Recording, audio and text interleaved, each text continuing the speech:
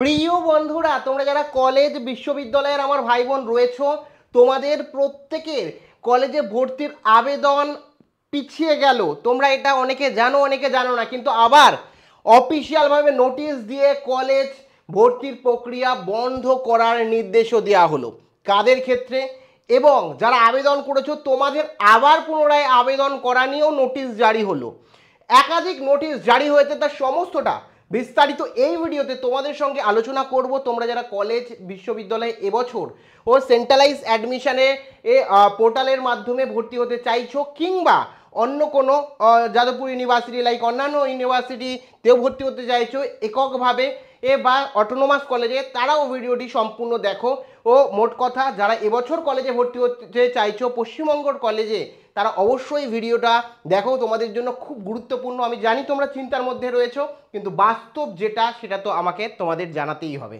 কাজেই ভিডিওটি ভালো লাগলে অতি অবশ্যই একটি লাইক প্রদান করো। আমাদের পরিবারের সদস্য না হয়ে থাকলে সাবস্ক্রাইব বাটনে ক্লিক করে বেল আইকনে ক্লিক করে অল নোটিফিকেশনে ক্লিক করে আমাদের পরিবারের সদস্য হয়ে ওঠো। সত্যি কথা বলতে, তোমাদের যেরকম মানে তোমরা রয়েছো, আমি চাইলে একাধিক ভিডিও বানাতে পারি, কিন্তু আমারও মনটা ভালো লাগছে না, কারণ তোমরা এরকমভাবে দুশ্চিন্তার মধ্যে রয়েছো, মানে আমারও রীতিমতো খুবই খারাপ লাগছে। আমি জানি যে তোমরা কত কষ্ট করে উচ্চ মাধ্যমিক পরীক্ষা দিয়ে তোমরা প্রত্যেকে ভেবেছো যথাসময়ে আমরা কলেজে ভর্তি হব। একটা কলেজে ভর্তি নিয়ে যেন একটা স্টুডেন্টদের ওপর একটা হ্যারাসমেন্ট চলছে। আজকে একটা নোটিশ, কালকে একটা নোটিশ, কলেজ অ্যাডমিশনের নোটিশ না, এটা কলেজ কখন অ্যাডমিশন বন্ধ হচ্ছে, কখন কি পোস্টপন হচ্ছে, কখন কি অফিসিয়াল নোটিশ আসছে, যার কারণে আমার অনেক ভাই বোনরা সাফার করছে। আমি জানি আমার হাতেও কিছু নেই। এটা রাজ্য সরকার আর ডিসিশান নেবে, আমাদের মাননীয় কোর্ট ডিসিশান নেবে, হাইকোর্ট ডিসিশান নেবে, সুপ্রিম কোর্ট ডিসিশান নেবে।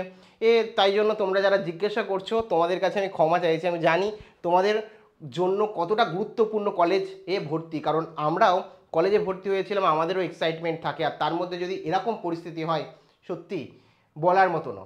তো যেটা আসল কারণ সেটা অ্যাকচুয়ালি দেখায় এখানে কি বলেছে অফিসিয়ালভাবে, ঠিক আছে? তো এখানে পরিষ্কারভাবে একটা নোটিশ তোমরা দেখতে পাচ্ছ, আর এখানে পরিষ্কারভাবে বলে দিয়েছে আমাদের স্টেট অফ ওয়েস্ট বেঙ্গল, অর্থাৎ আমাদের রাজ্য সরকার, এবং তোমার হচ্ছে অমল চন্দ্র দাস এবং এই সমস্ত মিলে যে একটা মামলা হয়েছে ওবিসি সংক্রান্ত, যেটা হাইকোর্টে এই মুহূর্তে চলছে, তার যতক্ষণ না পর্যন্ত জাজমেন্ট আসবে ততক্ষণ পর্যন্ত ক্যাটাগরাইজ ভাবে কিন্তু ভর্তির প্রক্রিয়া তোমাদের মানে চলবে। ততক্ষণ পর্যন্ত কিন্তু ক্যাটাগরিজ অনুযায়ী ভর্তির প্রক্রিয়া চলবে না। মানে তোমাদের ভর্তির প্রক্রিয়া চলবে, কিন্তু কেউ ওবিসি, কেউ এসসি, কেউ এসটি এইভাবে আবেদন করতে পারবে না। এবং সাথে পয়েন্ট করে তারা এটাও বলে দিয়েছে যে তোমরা যারা ক্যাটাগরি ওয়াইজ সাবমিট করছো না কিন্তু ক্যাটাগরি রয়েছো, তাদের পুনরায় পরবর্তীকালে হাইকোর্টের সিদ্ধান্ত আসার পর ক্যাটাগরির সমস্ত ডিটেলস নেওয়া হবে। এটা যে হাইকোর্ট যেটা নির্দেশ দেবে সেখানেই থেমে থাকবে, এটাও তোমাদের আশ্বাস আমি দিতে পারি না, কেন বুঝতেই পারছো যে এদিকে হাইকোর্ট যেটা বলছে সেটা আমাদের স্টেট গভর্নমেন্ট মানছে না, আবার কখনো হাইকোর্টের নির্দেশকে অমান্য করা হচ্ছে, যার কারণে একটা না একটা পিআইএল দাখিল হচ্ছে, এবং সেই নিয়ে একের পর এক বিভ্রান্তি সৃষ্টি হচ্ছে, যার কারণে হয়তো কোনো রকম কোনটা ঠিক কোনটা ভুল আমি বলবো না, কিন্তু সব থেকে বেশি সমস্যায় পড়ছে আমার ছাত্রছাত্রীরা, আমার ভাই বোনেরা। এখানে পরিষ্কারভাবে বলে দিয়েছে যে নোটিশ দিয়ে, এছাড়া পরিষ্কারভাবে এখানে বলে দেওয়া আছে যারা ধরো ক্যাটাগরির মধ্যে রয়েছে ওবিসি বা এসসি বা এসটি, তাদের কি হয়ে যাবে, যখনই কোর্টের রায় আসবে তখন অফিসিয়ালভাবে তোমাদের ফোন নাম্বার একটা লিঙ্ক চলে যাবে, এবং এখানেও লিঙ্ক দেওয়া হবে, ওই লিঙ্কে গিয়ে তোমাদের ক্যাটাগরিটাকে সাবমিট করতে হবে। এরা আলাদা পুরোপুরিভাবে কিন্তু তোমাদের কোনো ডিটেলস দিতে হবে না। এটা পরিষ্কারভাবে তোমরা দেখতে পাচ্ছ, তোমরাও অফিসিয়াল ওয়েবসাইটে গিয়ে দেখতে পারবে। এবং এটা এখন কি হবে সেটা বলা যাচ্ছে না। যেরকমভাবে বলেছে যে 2010 সালের মধ্যে যারা ওবিসি রয়েছে তারা তো থাকছেই, ছাড়া যারা ওবিসি ক্যান্ডিডেট রয়েছে তাদেরকে কি এই আওতায় আসবে, তারা কি ক্যাটাগরির মধ্যে থাকবে কি থাকবে না, সেই নিয়ে কিন্তু সমস্যা। এরই মাঝে এটা তো গেল সেন্ট্রালাইজ অ্যাডমিশন পোর্টালের কথা। তোমরা জানো যে কলেজ অ্যাডমিশনের বিষয়টাও পিছিয়ে গেছে, কলেজ অ্যাডমিশনটাও অনেকটা বাড়িয়ে দেওয়া হয়েছে অ্যাডমিশনের ডেট। এরই মাঝে তোমরা প্রত্যেকেই জানো কলেজের অ্যাডমিশন প্রক্রিয়াকেও এক্সটেন্ড করা হয়েছে, বাড়িয়ে দেওয়া হয়েছে ডেটকে। এখন কবে তোমাদের মেরিট লিস্ট বেরোবে সে নিয়েও কিন্তু বড় একটা প্রশ্ন। হ্যাঁ, ডেট বলাই যেতে পারে যে 16 তারিখ বা 17 তারিখ, কিন্তু অ্যাকচুয়ালি তা না, কারণ এটা এই যে জলঘোলা, এই জলঘোলা কোথায় গিয়ে দাঁড়াবে সেটা কিন্তু বড় প্রশ্ন রয়েছে। তো তো যাই হোক, এগুলো তো গেল সেন্ট্রালাইজ পোর্টালের কথা। এছাড়াও একাধিক ইউনিভার্সিটি যারা সেন্ট্রালাইজ পোর্টালের অন্তর্গত নয়, যদি বলি যাদবপুর ইউনিভার্সিটি থেকে শুরু করে একাধিক ইউনিভার্সিটি, যারা কিন্তু মেরিট লিস্ট যাদের টাঙানোর কথা ছিল তারা কিন্তু মেরিট লিস্ট দেয়নি। মেন কারণ সেই ওবিসির জট। কারণ রাজ্য সরকার যে সিদ্ধান্ত নেবে সেটাকেও যেমন কলেজ ইউনিভার্সিটির মানতে হবে, তেমনি হাইকোর্ট যে সিদ্ধান্ত নেবে সেটাকেও মান্যতা দিতে হবে। তো দুটোর মধ্যে একটা চলছে মামলা রাজ্য সরকারের সাথে।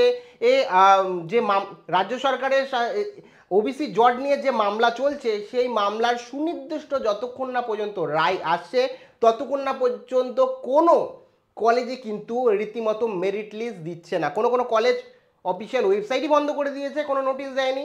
কোনো কোনো কলেজ আবার নোটিশ দিয়ে বলে দেওয়া হয়েছে সাময়িক সময়ের জন্য এই ভর্তির প্রক্রিয়াকে স্থগিত করা হলো। আবার কিছু এরকম কলেজ রয়েছে বলছে যে কলেজের অ্যাডমিশন পূরণ হয়ে গেছে, কিন্তু মেরিট লিস্ট এখন টাঙানো হবে না, কিছুদিন পরে টাঙানো হবে। তার মূলে একটাই, এই যে মামলা যেটা বললাম স্টেট গভর্নমেন্ট রাজ্য সরকারের সাথে অমল চন্দ্র দাস এর যে মামলা যেটা ওবিসি জট, সেই নিয়েই কিন্তু সব থেকে বড় সমস্যা। এই নিয়ে জানি তোমরাও জটিলতার মধ্যে রয়েছো বিভিন্ন ধরনের। আমার সত্যি কথা মানে এতটাই খারাপ লাগছে যে এই নিয়ে ভিডিও বানাতে আমি চাইছিলাম না, কারণ এই নিয়ে বারবার একই জিনিস তোমাদের বলে তোমরা আরও দুশ্চিন্তার মধ্যে চলে যাবে, তোমাদের সমস্যা হবে। জানি তোমাদের অনেক মনে অনেক খুব দুশ্চিন্তা মানে ভয় কাজ করছে যে কি হবে। তো চিন্তার কোনো বিষয় নেই, তোমাদের এইটুকু বলতে পারি একটু দেরি হবে কিন্তু সমস্তটা ঠিক হবে। আমি জানি খারাপ লাগছে, আমারও খারাপ লাগছে, তোমারও খারাপ লাগছে, বাদবাকি তোমরা কমেন্ট সেকশনে জানাও তোমাদের এ নিয়ে মতামত কী রয়েছে, তোমরা এটাকে কেমন চোখে দেখছো। তোমাদের মতামত আমার কাছে খুব বেশি ইম্পর্টেন্ট। এছাড়া আমি একটা ভিডিওতে যে কিভাবে অ্যালটমেন্ট পাবে, কটা অ্যালটমেন্ট বেরোতে পারে এবং কীভাবে অ্যালটমেন্ট কলেজগুলো দেয় সেন্ট্রালাইজ পোর্টালে, তার ইনডেপথ ডিটেলসে কিন্তু ভিডিও করেছি। গোটা ইউটিউবে এই ধরনের এক্সপ্লেনেশন সম্পূর্ণ ভিডিও কোথাও তুমি পাবে না। তো এখানে ক্লিক করে সেই ভিডিওটি দেখে নিতে পারো। প্রত্যেকে ভালো থেকো, দেখা হচ্ছে পরবর্তী ভিডিওতে, এবং অবশ্যই তোমাদের মূল্যবান মতামত কমেন্ট সেকশানে জানাতে হলো না।